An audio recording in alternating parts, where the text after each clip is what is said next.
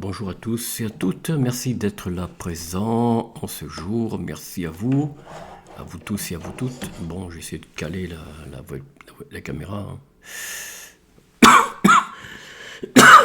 J'espère que vous allez bien. Moi, ça va pas trop mal. Les premiers froids de l'hiver arrivent, ici dans les Pays de Loire, Bretagne, enfin appelez ça comme vous voulez, marche de Bretagne, porte de Bretagne, pourquoi pas non plus fenêtre de Bretagne, au point où les abrutis qui prétendent nous diriger emploient des termes qui n'ont rien à voir avec la réalité, enfin bon. Voilà, chers amis, écoutez, voilà, je suis heureux de vous retrouver. Alors, nous allons continuer. Non, non, on va faire un petit retour en arrière. Alors, bien sûr, il s'agit de parler des monarques, donc des rois qui ont fait l'Hexagone, ou le pays franc. Mais avant, on va faire une rétrospection. Voilà. Alors, c'est là, je crois. Non, c'est pas là, ça j'enlève. Ah, décidément. Voilà.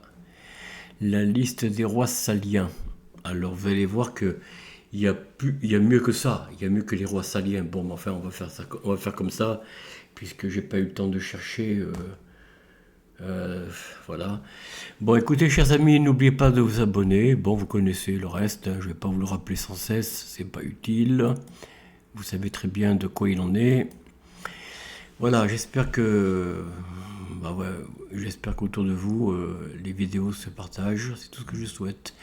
Alors nous allons commencer, ou plutôt non, on va revenir en arrière, comme je l'ai dit, hein, l'histoire des rois saliens, des rois francs saliens. Pourquoi saliens, hein? Alors Théodomir, c'est le premier de la cité par Grégoire de Tours.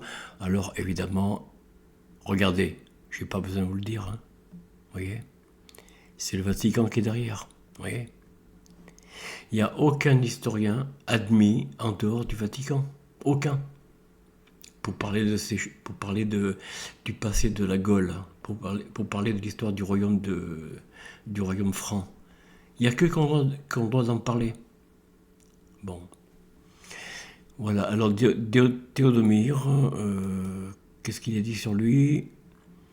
Théodomère,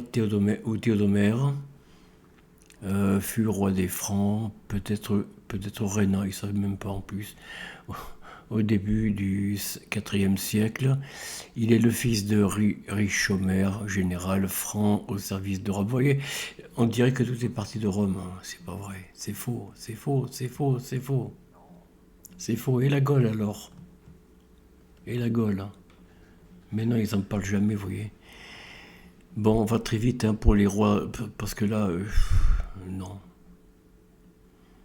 Hypothèse, vous voyez, c'est pas possible, bon, c'est ça, là, c'est pas Wikipédia, hein, c'est à travers les sources religieuses, comprenez? On peut pas faire confiance en ces gens-là. Moi, je n'ai aucune confiance sur ce qui est dit. Et je n'y crois pas une seconde. Pas une seconde. Attendez, je regarde quelque chose. Roi des Francs saliens, noblesse franque, en rapport avec l'histoire, d'accord. Personnalité du Moyen-Âge. Oui, bon, bah, il n'y a pas grand-chose, hein.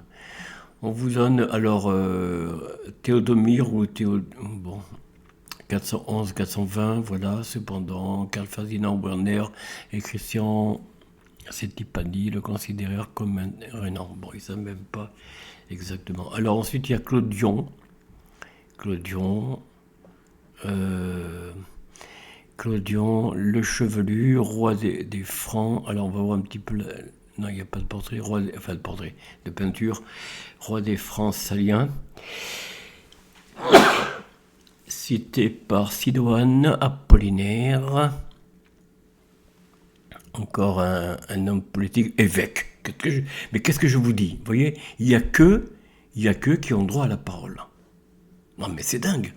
Et Grégoire de Tours, évidemment. Bon, mais ça se tient, vous voyez.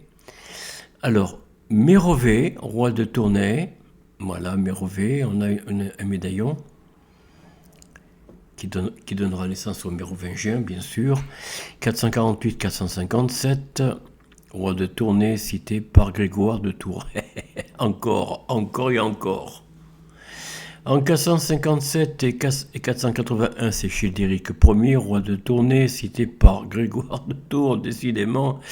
Alors 470-491, Ragnacaire, roi de Cambrai, on n'a rien de lui, enfin pas une gravure, un médaillon, et ses frères Richomer et Richer. Alors par qui les sources, on ne sait pas, hein, ils ne donnent pas là, ils ne donnent pas de source. Oh, oh, oh. Bon, enfin bref. Alors 480-491, Cararic, pardon, peut-être roi des Tongres, de Tongres, ils ne savent même pas. Tongres est une ville néerlandophone de Belgique, voilà d'accord. 481-511, Clovis Ier, donc voilà, Baldusie, regardez, roi de tous les Francs. 511-561, Clotaire Ier, voilà, roi de Soissons, puis de tous les Francs. 561 et 584, Chilpéric Ier, roi de Neustrie. Voilà, la Neustrie. On va s'arrêter un petit peu, voir à quoi ça ressemble la Neustrie. Et voilà, la carte, voilà, la Neustrie, la Bretagne, vous voyez, les Saxons, voilà.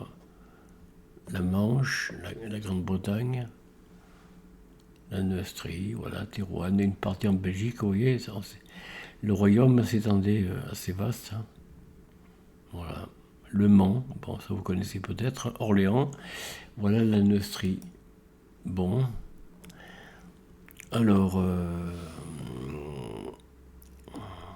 la Neustrie, que dire de la Neustrie dans les chroniques latines, et le royaume franc ou d'Eli Reich, déjà Reich, vous avez dit Reich, correspondant à l'ancien royaume de Siagrius.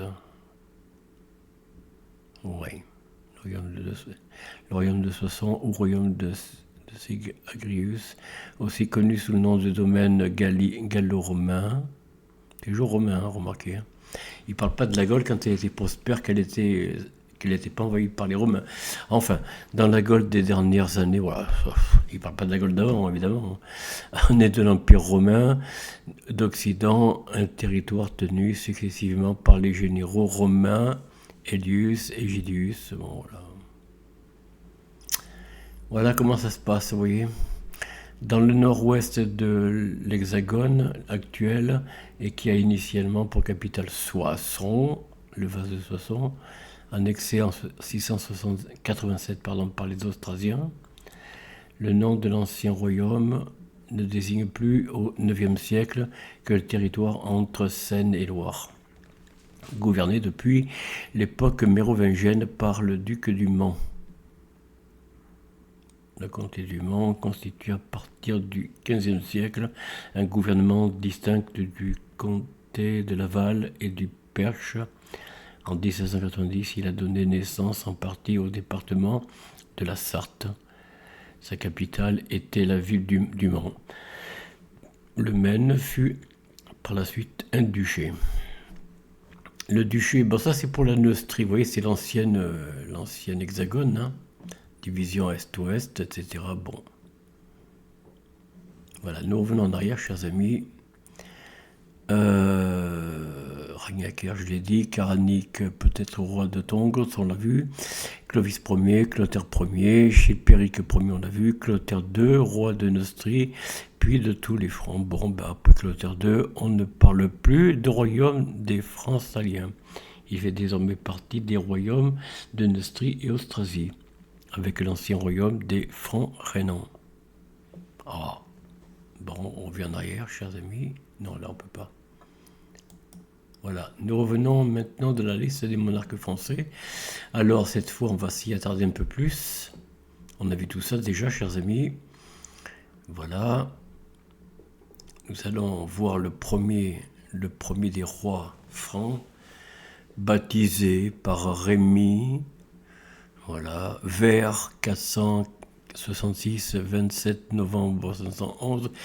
Ça, c'est toujours d'après les chroniques religieuses. Hein. Je vous le dis tout de suite. Hein. Faut pas vous étonner. Pourquoi il y a peu de précision. Parce qu'en fait, quand on parle des rois saliens, gallo-romains, enfin vous voyez, toujours romains. Hein. On parle toujours de la Gaule conquise par les Romains, mais on ne parle jamais de la Gaule indépendante avant l'invasion romaine. On n'en parle jamais.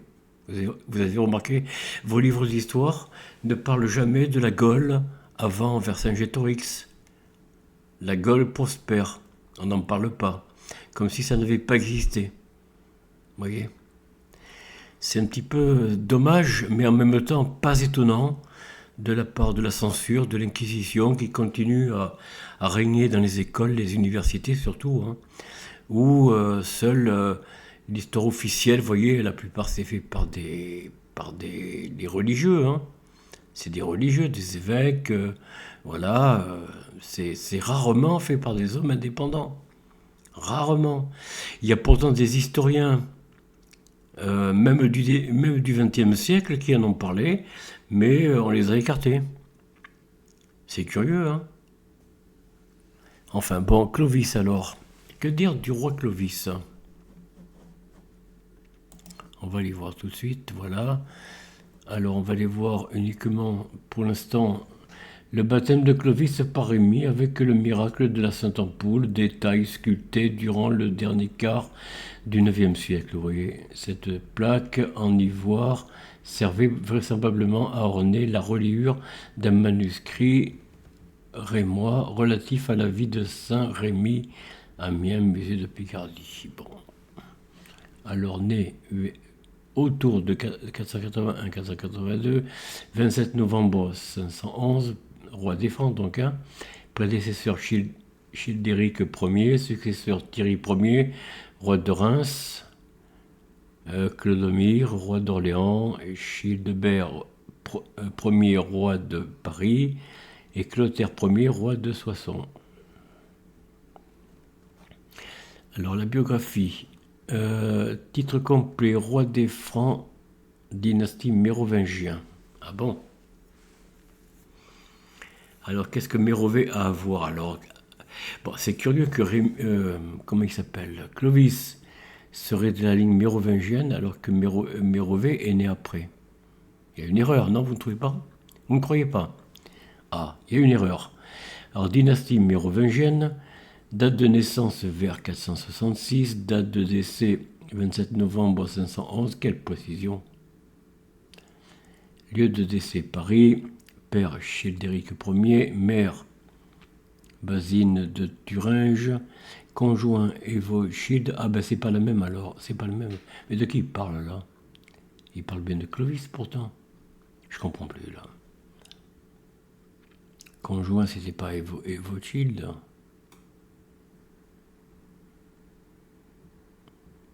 Ah c'est curieux ça.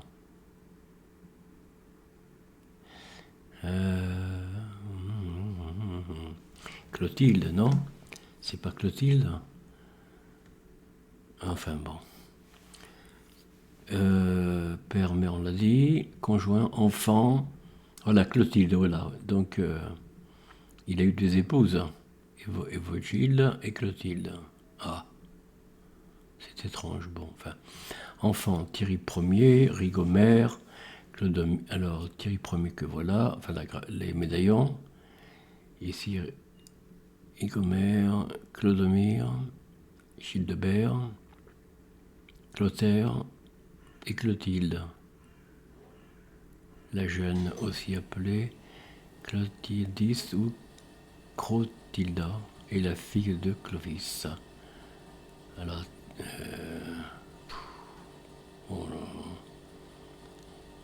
avec la princesse sur Burgonde. Bon, enfin bref, religion, polythéisme, c'est faux. Il n'était pas polythéiste.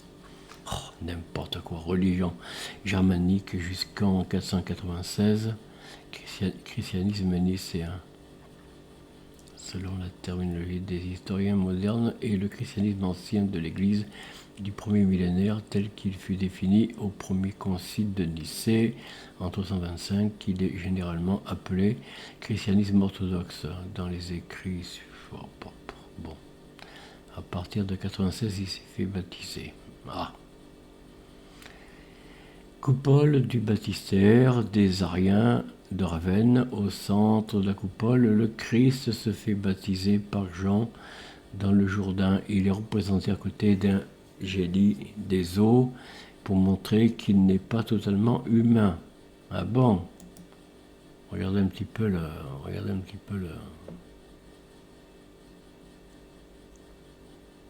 C'est étrange, vous voyez. Il est représenté d'un génie des eaux. Ça montre bien qu'il y avait une liaison avec la religion primordiale, vous voyez, de l'odinisme. Il est représenté à côté d'un génie des eaux. Alors qui c'est le génie des eaux? C'est lui. Ça c'est Jean-Baptiste. Et ça c'est le génie des eaux, vous voyez. Voilà, regardez. Ah, c'est énorme. Hein. Vous voyez, ça c'est Jean-Baptiste. Voilà, nous revenons ici. On vient de voir ça. Voilà. Oh mince alors. Voilà. Voilà, on revient. Alors, du déclin de l'Empire romain d'Occident et des invasions barbares. Barbares. Mais non, les Vikings n'étaient pas barbares idiots. Enfin bon. Est une spécificité de l'Hexagone hérité du XIXe siècle et du début du XXe siècle pour désigner la période commençant par l'arrivée des Huns en Europe centrale et orientale, aux environs de 375, bon, et finissant par celle des Lombards. Oh, les Lombards! Ah, les Lombards! Attendez, c'est les invasions barbares. Ah, ça c'est intéressant. Les Lombards, c'était des barbares. Oh, ma pauvre maman, si elle était là, elle sourirait. Les barbares, c'est vous. Enfin bon. Alors, je suis où là? En fait, Clovis, oui, voilà. Alors, étymologie. Bon, la seule forme contemporaine écrite attestée de son nom est le latin, ouais, évidemment. Clodovicus. Ah, c'était pas son vrai nom. Rendant probablement son nom francique, reconstitué en runes. Ah, voilà, regardez les runes. Regardez bien. Vous voyez les runes odiniques, vous voyez, regardez. Regardez bien. Vous le voyez, chers amis? Vous voyez? Odowig, voilà, c'est ça, c'est son vrai nom.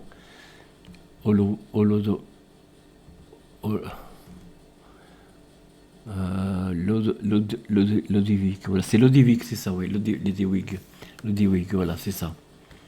Que l'on me suppose prononcer Xiodovic,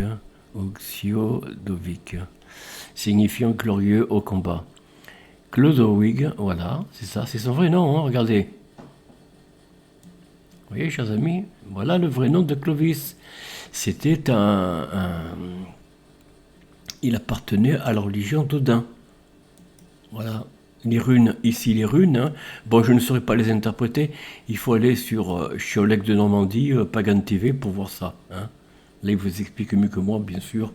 Voilà, étant composé des racines Lod, renommée, illustre, gloire, et wing, bataille. Combat, c'est-à-dire illustre dans la bataille ou combat de gloire. Voilà un petit peu, chers amis, le début. Alors, comme tous les Francs, le début de l'ère chrétienne, Clovis parlait une ou des langues germaniques du sous-groupe linguistique bas-francique. Contexte. Du déclin de l'Empire romain, toujours la Rome, hein, du déclin de l'Empire romain d'Occident et des invasions barbares, les barbares, les Vikings et les... Comment dire, les Vikings et les... Bon. Barbares résulte l'établissement durable de royaumes barbares dans l'Empire et notamment en Gaule, vous voyez. Voilà.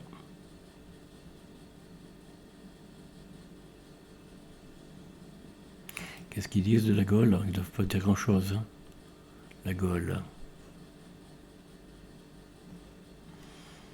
Gallia était une région historique de l'Europe de l'Ouest peuplée majoritairement lors de la conquête romaine par les Celtes. Voilà, vous voyez. Les Celtes, je cherchais le nom, les Celtes. Appelés Gaulois par les Romains. Les Belges, les Aquitains. Voilà, vous voyez. Les Celtes, comme on dit en breton.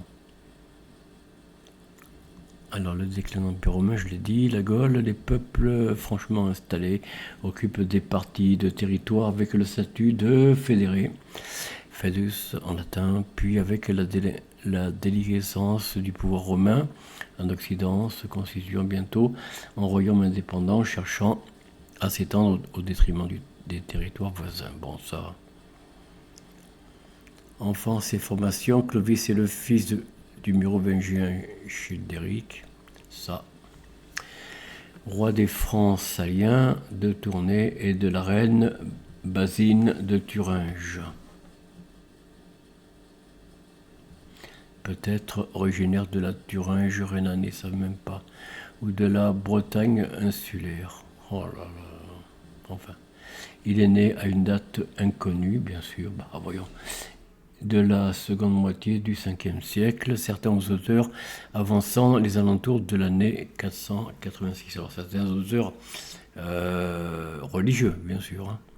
Grégoire de Tours, vous voyez, fait apparaître Childéric Ier dans son récit en 457. Bon, passons. Adofled ou Abofledis, baptisé en même temps que son frère, qui devient religieuse mais meurt peu après. Oh la pauvre. Le roi épouse Basine, qui entre-temps avait quitté son époux pour rejoindre le roi franc. De ce mariage naît Clovis et 3 filles.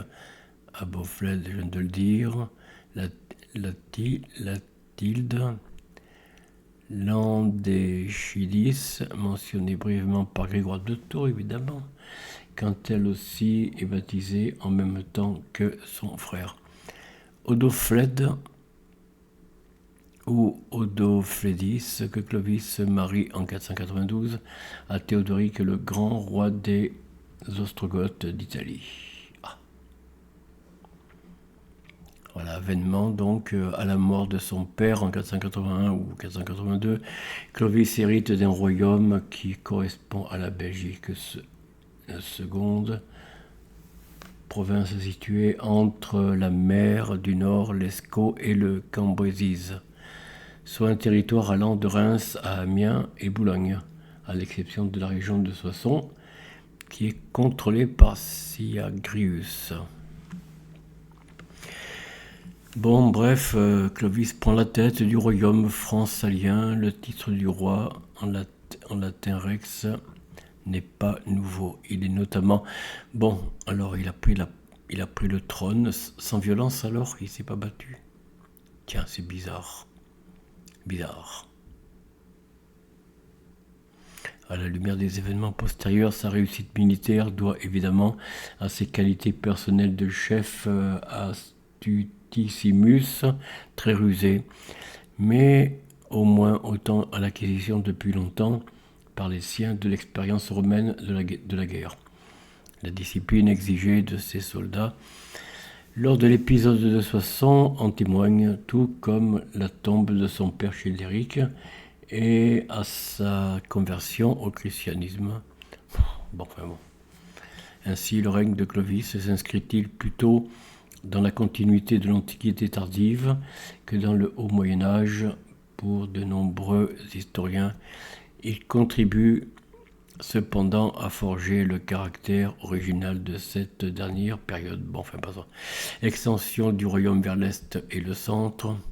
Toute sa vie, Clovis s'efforce d'agrandir le territoire de son royaume. Politique d'expansion territoriale. Alliance avec les Francs rhénans. Conquête du royaume de Syagrius À partir de 486, Clovis mène l'offensive vers le sud. Il emporte les villes de Senlis, Beauvais, Soissons et Paris, dont il pille les alentours. Il livre la bataille de Soissons contre Syagrius. Je lui dis, qu'est-ce que c'était Syagrius est mort. Et un roi et un général gallo-romain qui a régné en Gaule du Nord. Il fut défait par Clovis qui annexa son royaume et le mit à mort. Longtemps considéré comme l'ultime représentant d'une légitimité romaine déliquescente depuis 476. Bon, chers amis, c'est un peu long. Légende de vaste. Légende, oui, c'est des légendes. Hein. C'est après cette bataille qui a lieu, selon Grégoire de Tours, évidemment, encore lui, l'épisode du vase de Soissons, où, contre la loi militaire du partage, le roi demande à soustraire du butin un vase liturgique précieux pour le rendre à la demande de Rémy, évêque de Reims, à l'église de sa ville. Après avoir réuni le butin, Clovis demande à ses guerriers de pouvoir ajouter le vase à sa part du butin, mais un guerrier s'y oppose en frappant le vase de sa hache. Clovis ne laisse transparaître aucune émotion.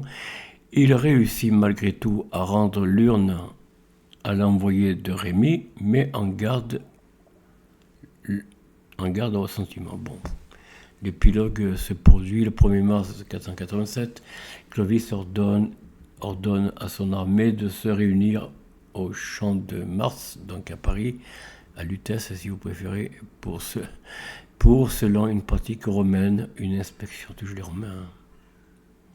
Le testament de Rémy fait mention d'un vase d'argent que lui aurait donné Clovis, mais qu'il aurait fondu pour fabriquer un encensoir et un calice.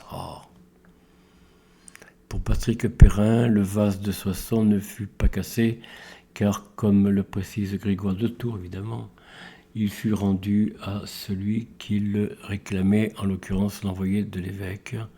Sûrement en métal précieux, comme tout vase liturgique, il fut tout au plus légèrement endommagé. Alliance avec les Ostrogoths et les Burgondes. Au début des années 90, Clovis s'allie avec le puissant Théodoric, roi des Ostrogoths, qui non seulement est en train de devenir maître de l'Italie, mais soigne son image de représentant légitime des empereurs installés à Constantinople, Zénon, puis Anastase Ier. Théodoric épouse en 492 la sœur de Clovis, Odoflède, c'est ça, Odoflède? J'arrive pas bien à lire. Odoflède, ou Odoflédis. Vers 493, Clovis abandonne sa première épouse, Ménane, pour Clotilde. Regardez. Nièce de Gondebod, roi des Burgondes, fort de ses alliances au sud, Clovis a les mains plus libres. Soumission de la Thuringe. Fin de la menace alamanique. Extension du royaume vers le sud. Trois puissances exercent leur domination au sud du royaume de Clovis. Les Wisigoths au sud-ouest et les Burgondes au sud-est. Et plus loin en Italie, les Ostrogoths. Clovis noue des alliances successives pour continuer l'expansion de son royaume sans avoir à affronter une coalition hostile face à lui. Ouais, bravo. Renversement d'alliance entre Burgondes et Wisigoths. Bataille de Vouillé.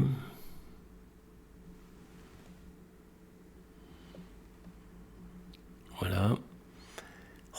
Reconnaissance par les Romains. En 508, après la victoire sur les Wisigoths, Clovis reçoit de l'empereur d'Orient Anastase Ier le consulat honoraire avec les ornements consulaires, ce qui lui permet de célébrer à Tours un triomphe à la mode antique. Cela marque la continuation des bonnes relations avec l'Empire romain. Ben voyons. Donc Constantinople est la seule capitale odoacre, pardon. On est d'accord. Odoacre, pardon, soutenu par le Sénat ayant renvoyé les insignes impériaux d'Occident après la déposition de Romulus Auguste, oui, enfin les inventeurs de Rome. Bon, en 476. Conversion au christianisme, bon là je passe les détails. Importance de son second mariage. Clovis et Clotilde. Vue d'artiste d'Antoine Jean Gros, d'accord.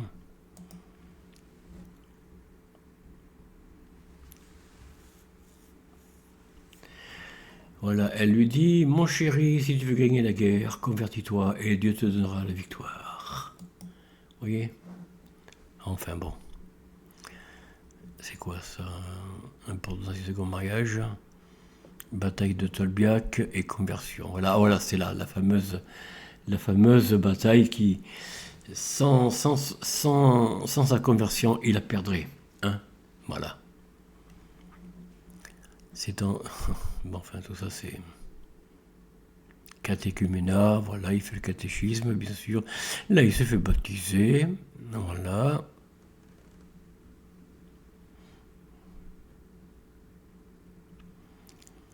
Renforcement du pouvoir, élimination des rivaux. Bon, pendant les 2 années qui précèdent sa mort, Clovis s'empare du royaume franc de Sigeberg, le boiteux, après l'avoir fait assassiner par l'intermédiaire de son propre fils Clodéric, lequel périt à son tour après une manœuvre de Clovis. Ah, bon, comme ça au moins. Paris, nouvelle capitale du royaume unifié. Plan de Lutèce conquise par les Francs, sur les Romains par Jean-Baptiste Bourguignon. Ça, c'est le peintre, je crois. Voilà, le peintre. Ah, qui était-il? D'accord. Sous le règne de Clovis, en tout cas, la ville ne connaît pas de changement majeur. Le patrimoine immobilier antique est conservé, parfois réaffecté. Bon, etc., etc., etc. Copie manuscrite sur vélin du 8e siècle de la loi salique. Alors la loi salique, ça veut dire que seuls les mâles peuvent se succéder les uns aux autres de la même famille, bien sûr, évidemment. L'aîné des mâles, et à défaut, ce sera le cadet en dessous, ou alors un proche de la famille, d'un oncle, d'une... Voilà. Pas de femme. Dans le domaine du droit ecclésiastique, alors, on va voir un petit peu œuvre législative. Qu'est-ce que je voulais dire? Clovis fait appliquer le bréviaire d'Alaric, appelé aussi Code d'Alaric, ou Lex Romana Visigotorum, est un recueil de droit romano-germain promulgué par le roi Visigoth Alaric II en 506 à Aix-sur-l'Adour. Bon.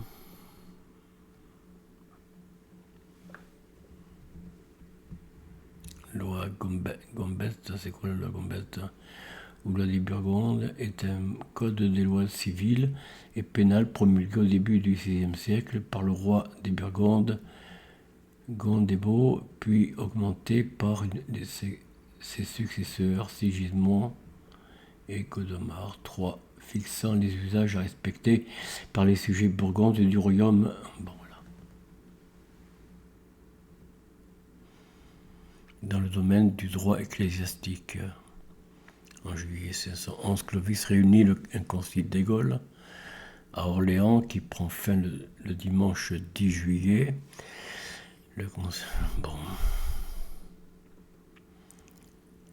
Bon, mort et inhumation, voilà. Et les ans de Clovis à Saint-Denis, lettré. Au fait, on ne sait pas si le tombeau de Clovis a été profané par les révolutionnaires.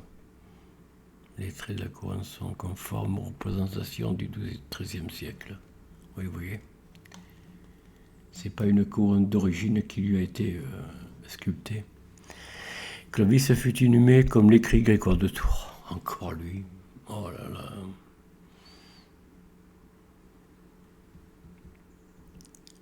Enfin bon. C'est-à-dire dans un mausolée construit exprès à la manière de la sépulture qui avait accueilli l'empereur romain chrétien Constantin le Grand aux Saints Apôtres à Constantinople. Enfin bon.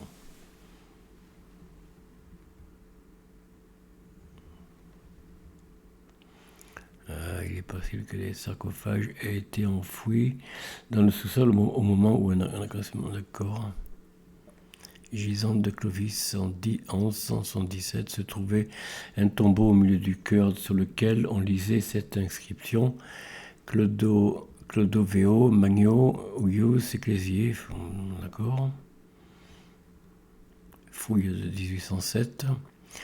En 1807, au moment de la démolition de l'église Sainte-Geneviève, les fouilles furent entreprises par le préfet Frochot et menées par l'administration des domaines sous la direction des architectes Rondelet et Bourlat, assistés par Alexandre Lenoir.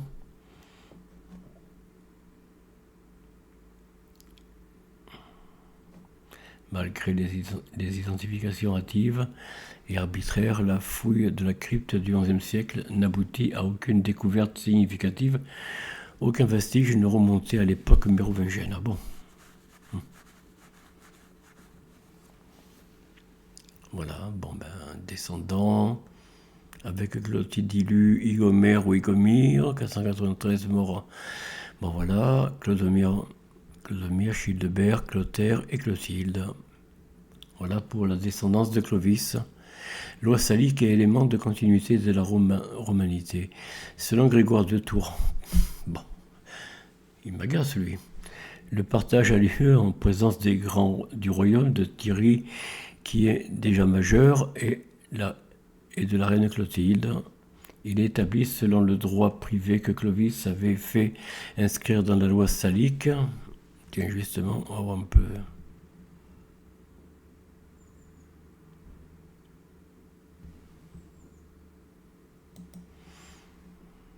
Je n'ai pas gardé ça? Ah non, je croyais. Ah, bon. Le droit privé que Clovis avait fait inscrire en un. On observe donc avant tout le partage du patrimoine d'un roi, propriétaire de son royaume, entre ses héritiers. On peut, à la lumière de cette remarque, comprendre que la royauté des Francs ignore la notion de bien public. Ah, la res publica des Romains et donc d'État. La disparition de l'État, en effet, semble consommée à travers le partage du royaume de Clovis. Attribution des territoires, bon. Ok, chers amis, on va en rester là. On va s'arrêter à la succession et on terminera demain sur Clovis parce que bon. Oula, mais c'est long. Hein. Oh là là là.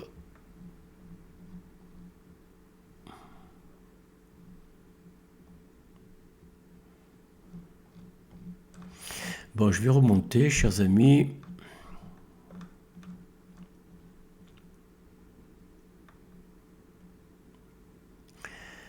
Aspects généraux du règne. On va en rester. Attendez, non, on va un petit peu considération, voir. Représentation de Clovis dans l'histoire et l'art. Non, on va peut-être repartir d'ici. Aspects généraux du règne. Hein, on va en rester là. Voilà, chers amis, j'espère que cette vidéo vous a pas trop déplu. J'ai essayé d'être le plus précis possible. J'avoue que ce n'est pas facile et aisé de parler d'une lignée de monarques au royaume des Francs parce que c'est écrit avec un peu de partialité, je trouve. Je ne sais pas ce que vous en pensez. C'est que des religieux qui se prononcent sur ce qu'il faut dire, ce qu'il faut penser, ce qu'il faut... Voilà. Ils ne donnent pas de date précise, ben forcément, parce qu'ils ont écarté toutes les traces des combats que les Vikings, les autres, comment ils s'appellent déjà, les Celtes, ont menés, les Celtes, pour chasser les Romains. Évidemment, ils n'en parlent pas, parce que les Celtes, c'est ceux qui formaient la Gaule, n'est-ce pas? On est bien d'accord. Et pour que les Celtes gagnent et ensuite puissent régner Clovis, il a bien fallu que des hommes se battent pour chasser les Romains. Comment Clovis aurait pu régner dans le pays franc s'il y avait encore les Romains qui occupaient la Gaule? Vous voyez ce que je veux dire? Donc il a bien fallu, à un moment donné, que ce qu'on appelle, entre guillemets, tenez, je vais prendre ce qu'on appelle, entre guillemets, les sauvages, ce sont justement ceux qui ont aidé les Celtes, c'est les Vikings. Par la suite, les Celtes, les Gaulois, ils ont été massacrés par les Romains lorsque César est venu occuper la Gaule, en faisant prisonnier Vercingétorix, qui ne s'est pas vraiment battu, parce que bon, c'était un ami de César, mais il pensait que César allait l'épargner. Ah, il n'a pas épargné. Hein. Bon, il a donné en pâture aux bêtes, aux lions, je crois d'ailleurs. Mais c'est pour vous dire, chers amis, qu'il y a un passage occulté, et je suis là pour faire le point. Un passage, c'est pour ça que je vous dis, allez sur Pagan TV, la chaîne de Oleg de Normandie. Là, vous allez avoir des précisions sur qui étaient les Celtes, pourquoi les Gaulois, les Celtes ont dû se réfugier dans les parties du nord de l'Europe, justement l'Allemagne, la Bavière, la Saxe, pour se réfugier, pour fuir les massacres, notamment les massacres de Verdun. Verdun, je crois que c'est en Belgique, hein, les massacres de Verdun, où là vous avez encore des restes avec des casques gaulois qui ont été retrouvés il y a je ne sais pas combien d'années, il n'y a pas très longtemps, des artefacts gaulois, des ossements, des casques, des épées je crois aussi, ou des épées, je ne sais plus exactement, qui ont été retrouvés dans des charniers. Ben oui, des charniers datant de l'époque du 4e ou 5e siècle, je ne sais plus trop, à l'époque où justement les Gaulois, les Celtes allaient se réfugier dans le nord, mais qui, rattrapés par Charlemagne, comme vous le savez, pour certaines d'entre eux, devaient se convertir, enfin ceux qui n'ont pas pu partir, ils ont été massacrés ou convertis de force par Charlemagne, hein, et puis les moines, les évêques et les autres, sous peine d'être... alors, ceux qui se convertissaient, de toute façon, ils étaient quand même mis dans des fermes, ils travaillaient auprès des seigneurs comme serfs. Alors serf, c'est le terme moderne d'esclave, vous voyez? C'était quelque chose comme esclave, mais ils avaient le manger, ils avaient le coucher sur la paille, bien sûr, évidemment, mais ils avaient le manger, ils avaient, bon, de quoi se vêtir à peu près correctement. Non pas comme leur seigneur quand même, hein, non, mais voilà.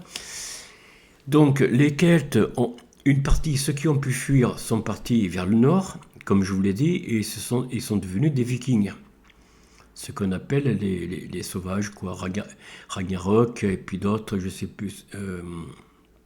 Il y en a un très célèbre qui a reconquis Paris, justement, même y compris la basilique, la cathédrale de Paris, hein, carrément, en étant caché dans un cercueil. Hein. Comme quoi, ça ne s'invente pas. Je ne sais plus son nom. Enfin, allez sur la chaîne Pagan TV, et là vous aurez toutes les sources. Et vous verrez des historiens, notamment Bompard, je ne sais plus comment il s'appelle, Bompard, qui n'est même pas cité là, hein, par Wikipédia, ni rien. C'est vous dire que bon, voilà quoi. Voilà, chers amis, ce que je voulais vous dire, c'est que avant que Clovis puisse gagner ses batailles, d'ailleurs Clovis, c'était je ne sais pas s'il était viking, en tout cas il était germain, bien sûr, hein, donc de Germanie, hein, ça c'est clair. C'est pour ça qu'on les appelle des Francs, parce que la Francique, c'était dans peut-être pas la Bavière, mais enfin surtout de l'Allemagne actuelle, la Rhénanie. Et donc, quand il a été vainqueur, il ne s'est pas converti, hein, ça c'est faux. Ça c'est raconté par les religieux, les jésuites, hein. Enfin, en tout cas, les précurseurs des jésuites. Mais enfin, c'est pareil, hein. C'est la religion qui fait la loi sur l'histoire, et puis point final, quoi. Circuler, il n'y a plus rien à voir, il n'y a rien, en dehors de nous, il n'y a rien. Bon, voilà. D'ailleurs, l'Inquisition nous l'a montré avec Galilée, comment Galilée, il a dû se plier pour ne pas mourir torturé. Enfin, bon, vous voyez. Pourtant, il avait bien découvert que la Terre était ronde, et aujourd'hui, on en est là. Bon, il y a certains qui commencent à soulever que la Terre est plate. Bon, ça c'est notre débat, mais la Terre est ronde et c'est évident. Non. Bon. En tout cas, chers amis, merci de l'avoir suivi ma vidéo. Partagez si ça vous a plu, commentez.